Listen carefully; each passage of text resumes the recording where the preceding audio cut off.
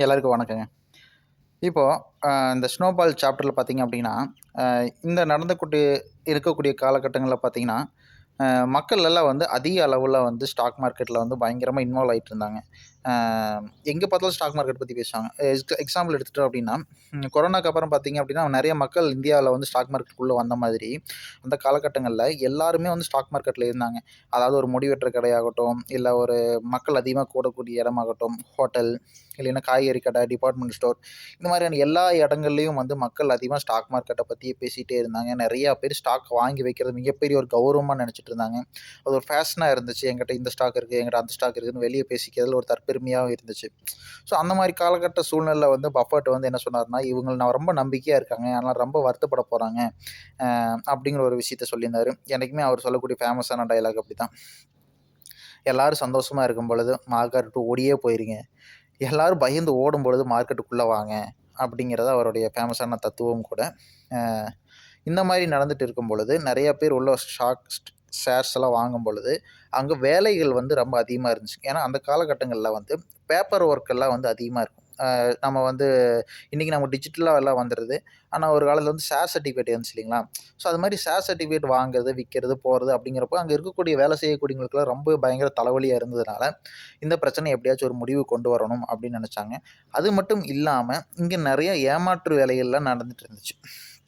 எடுத்துக்காட்டு பார்த்தீங்கன்னா, ஒரு ஸ்டாக்கோடைய வேல்யூ உங்களுக்கு வந்து டிஜிட்டலா தெரியலைன்னு வச்சுக்கங்களேன், அது வந்து ஸ்டாக் புரோக்கர்ஸ் வந்து அத வந்து ஏமாத்துவாங்க.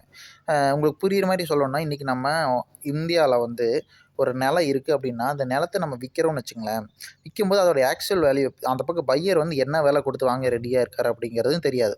இதுவே வாங்குறவரு இருக்காருன்னு வச்சுக்கங்களேன், அவருக்கு வந்து அ என்ன விலை குடுத்து வாங்குறவருக்கும் என்ன விலை குடுத்து வாங்குறதுன்னு தெரியாது. இப்போ ஃபார் எக்ஸாம்பிள் செல்லர்ஸ்ட்ட வந்து ரொம்ப கம்மியான விலை குடுத்து புரோக்கர் சொல்லுவாரு. பையர்ட்ட வந்து அதிகமான விலைக்கு விக்கிற மாரி பார்ப்பார். இந்த இடைப்பட்ட ஒரு கேப்ல வந்து புரோக்கர் வந்து அதிகமான ரூபாய் வந்து சம்பாரிப்பார். இதே தான் வந்து அந்த காலகட்டங்கள்லங்க ஸ்டாக் புரோக்கர்ஸும் சம்பாரிச்சுட்டு இருந்தாங்க. இதையெல்லாம் சமாளிக்கிறதுக்காக உருவாக்கப்பட்டது தான் வந்து நாஸ்டாக். சரிங்களா? அதே காலகட்டங்கள்ல வந்து டவ் இண்டெக்ஸ் வந்து ஒரு $1000 முன்னாடி நீங்க இன்வெஸ்ட் பண்ணியிருந்தீங்க அப்டின்னா, அந்த அந்த வருஷத்துல வந்து உங்களுக்கு $3000 ரிட்டர்ன் கிடைச்சது. அதே பஃபட் வந்து $27,000 வந்து ப்ராஃபிட் பார்த்திருந்தாருங்க. இது மிகப்பெரிய ஒரு விஷயம். சரிங்களா? இந்த காலகட்டங்கள்ல தான் வந்து நாஸ்டாக் வந்து உருவாக்குறாங்க. இன்னைக்கு அமெரிக்கால மிக முக்கியமான ஒரு குறியீட்டா இருக்கக்கூடியது தான் நாஸ்டாக். இந்த நாஸ்டாக்க உருவாக்குனதுல என்னென்னலாம் ப்ளஸ் பாயிண்ட் அப்டின்னா, இந்த மாரி பிங்க் ஷீட்ல தான் வந்து ஸ்டாக் வேல்யூலாம் எழுதி வரும். இப்ப அது இல்லாம எல்லாமே டிஜிட்டலா மாறுச்சு. இப்போ நம்ம பிஎஸ்சில, என்எஸ்சில என்ன ஸ்டாக்கோடைய பிரைஸ் கொட்டேஷன் பார்க்குறத நான் எங்க ஊர் கிராமத்துல இருந்துட்டு லைவா பார்க்குறேன் இல்லைங்களா? அது மாரி ஒரு லைவா பார்க்கக்கூடிய விஷயங்கள் நடந்ததுனால, இந்த இடையில ஏமாத்து வேலை செஞ்சு கொண்டிருந்த ஸ்டாக் புரோக்கர்ஸ் எல்லாம் வந்து வேலைய விட்டு போக வேண்டிய சூழ்நிலை ஏற்பட்டுச்சு. ஏன்னா, வாங்குறவங்களுக்கும், விக்கிறவங்களுக்கும் என்ன விலைன்னு தெரிஞ்சிருச்சு. அதனால இடைப்பட்ட இருக்கிறவங்களுக்கு வந்து வேலையே இல்லாம போயிருச்சு. அதனால நெறைய பேர் வேலைய விட்டு போறாங்க. அ இதுல நம்ம பஃபட்டுக்கும் கொஞ்சம் சில பிரச்சனைகள்லாம் வருது. ஏன்னா, அவர் நம்பி இருந்த நெறைய ஸ்டாக் புரோக்கர்ஸ் எல்லாம் வந்து அவங்களுடைய ஆஃபீஸ குளோஸ் பண்ணிட்டு போறாங்க. இதனால கொஞ்சம் அவர் சிரமப்பட்டார். அதே காலகட்டங்கள்ல மார்க்கெட் வந்து ஒரு கிராஷ சந்திக்குதுங்க. அப்போ வந்து நஷ்டத்தில இருக்கக்கூடிய பர்க்ஷைர் ஹேத்வே வந்து கொஞ்சம் லாபத்தில இருக்கும்போதே வந்து நம்ம சார்லி மங்கருக்கு வித்துடலாம் அப்படின்னு பஃபட் நெனைக்கிறாரு. ஆனா சார்லி 2, 3 நாள் யோசிச்சுட்டு என்ன சொல்றாருன்னா, "நீயே விக்கும்போது அந்த ஷேர வச்சு நான் என்ன பண்றது? அதனால எனக்கு வேணாம்" அப்படின்னு சொல்லிறாரு. அப்போ மார்க்கெட் கிராஷ் ஆகுது. இந்த மாரியான டைம்ல வந்து பஃபட்டே வந்து அந்த பர்க்ஷைர் ஹேத்வே ஷேர்ஸ வந்து வாங்க வேண்டிய ஒரு சூழ்நிலைக்கு தள்ளப்படுறாரு. இது வந்து கிரஹாமுடைய பிரின்சிபலுக்கு வந்து நேர் ஆப்போசிட்ல வருதுன்னு வைங்களேன். லாபம் வராத நிறுவனங்கள தொடர்ந்து ஆவரேஜ் பண்ணக்கூடாது அப்படிங்கிறது கிரஹாமோட பிரின்சிபல். இந்த மாரி காலகட்டங்கள்ல தான் வந்து அந்த பர்க்ஷைர் ஹேத்வே வந்து அந்த ஃபியூவல் என்ஜின் மாரி குடுத்து உயிருக்கு குடுத்து காப்பாத்தினது தான் வந்து ப்ளூ சிப் ஸ்டாம்ப் கம்பெனி அப்படின்னு ஒரு விஷயம் வந்துச்சுங்க. என்னன்னா, அ அது ஒரு ஸ்டாம்ப் கம்பெனி வச்சுக்கலாம். அந்த ஸ்டாம்ப் கம்பெனி வந்து இருக்கக்கூடிய ஷாப் கீப்பர்ஸ், ஸ்டோர்ஸ்லாம் இருக்குங்க. அவங்களுக்கெல்லாம் வந்து அந்த ஸ்டாம்ப குடுத்துருவாங்க. காசு குடுத்து அந்த ஷாப் கீப்பர்லாம் அந்த ஸ்டாம்ப வாங்கிக்குவாங்க. அது என்ன பண்ணுவாங்கன்னா, இப்போ வாடிக்கையாளர் வராங்க பார்த்தீங்கன்னா, ஒரு சர்க்கரை வாங்குறாங்க, ஒரு பருப்பு வாங்குறாங்க, ஒரு ஆயில் வாங்குறாங்க, இல்ல பென்சில், பேனா ஏதாச்சும் வாங்குறாங்க அப்படின்னா, ஒரு குறிப்பிட்ட அமௌண்ட்டுக்கு மேல வாங்குறாங்க அப்படின்னா, அந்த ஸ்டாம்ப குடுப்பாங்க. அந்த வாடிக்கையாளர் வந்து அந்த ஸ்டாம்ப கலெக்ட் பண்ணி அத அவங்க குடுத்துருக்கக்கூடிய அட்டையில ஒட்டிக்கிட்டே வருவாங்க. குறிப்பிட்ட அளவு அந்த ஸ்டாம்ப் சேர்ந்ததுக்கப்புறம், அந்த ஸ்டாம்ப கொண்டு போய் அந்த கடையில குடுத்தா, அந்த ஷாப்கீப்பர் வந்து ஒரு கிஃப்ட் தருவார். சரிங்களா? இந்த கிஃப்ட்டுக்கு உண்டான காஸ்ட் வந்து மறைமுகமா வந்து வாடிக்கையாளர்களே பொருள வச்சு குடுத்து வாங்கிருவாங்க.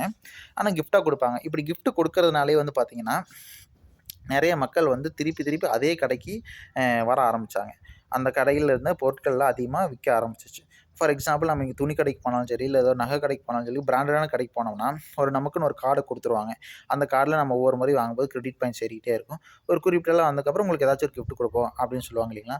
அது மாரி தான் வந்து அந்த மாரி ப்ளூ சிப்ஸ் எல்லாம் வந்துச்சு. இது வந்து பஃபட்டோடைய கண்லயும், சார்லியோட கண்லயும் படுது. இது வந்து ஒரு ஃப்ரீ ஃப்ளோட்டான ஒரு கம்பெனியா இருக்கு. இந்த மாரியான கம்பெனில தான் நம்ம வாங்கணும் அப்படின்னு சொல்லிட்டு, அந்த மாரியான டைம்ல தான் வந்து அந்த கம்பெனியெல்லாம் வாங்குறாங்க. அதுதான் வந்து பஸ் ஏர்டெல் மிகப்பெரிய லெவல்ல ஒரு நிறுவனத்தில அ உருவாச்சு. இதே வந்து நீங்க என்ன நினைக்கலாம் அப்டின்னா, இந்த ஸ்டாம்ப் ஏன் நாம போய் புதுசா ஏதோ ஒரு ஸ்டாம்ப் கம்பெனில வாங்கணும். நாமளே போய் பிரிண்ட் குடுத்தா பிரிண்ட் அடிச்சு குடுக்குறாங்க. ஸ்டாம்ப் சைஸ் வெட்டினா நம்மளே வாடிக்கையாளருக்கு குடுத்தோம் அப்டின்னா, அந்த ஸ்டாம்ப் நம்மகிட்டயே திருப்பி கொண்டு வந்து குடுத்தாங்க. நாமளே கிஃப்ட் குடுத்துட்டா போதும். ஏன் போய் அந்த கம்பெனில போய் வாங்கணும்?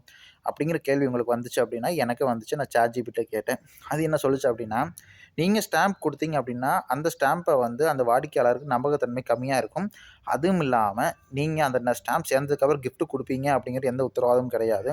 அதுவும் இல்லாம அந்த ஸ்டாம்ப நான் வேற கடையில கொண்டு போய் குடுத்து கிஃப்ட் வாங்கவும் முடியாது. உங்க கடைக்கு தான் நான் திருப்பி வந்தாகணும். இது வந்து ஒரு மோனோபோலியா இருக்கிறனால மக்கள் விரும்ப மாட்டாங்க. ஆனா, அந்த ப்ளூ சிப் ஸ்டாம்ப நான் எந்த கடையில கொண்டு போய் குடுத்து ஃபுல்ஃபில் பண்ணி குடுத்தாலும் நான் வந்து கிஃப்ட் வாங்கிக்க முடியும். அப்படிங்கிற ஒரு விஷயம் இத சொல்லுச்சு ChatGPT. ஸோ, அதை தான் நான் உங்கள்ட்ட கீழ நான் எக்ஸ்பிளைன் பண்றேன். உங்களுக்கு வேற சந்தேகம் வந்தா கீழ கமெண்ட் பண்ணுங்க. நன்றி, வணக்கம்.